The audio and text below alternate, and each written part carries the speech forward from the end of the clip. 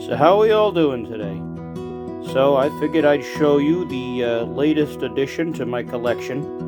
Is this Lionel 1980 Fairbanks-Morse Trainmaster.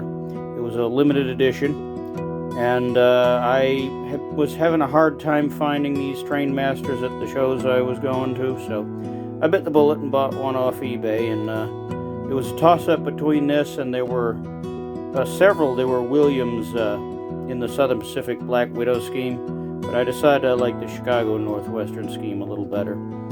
So anyway, it runs really good, and it's a really strong puller. The E-unit's a little sticky on it, may need a little work, but you know, other than that, I've had really good luck with it. It's the most expensive engine I've ever bought.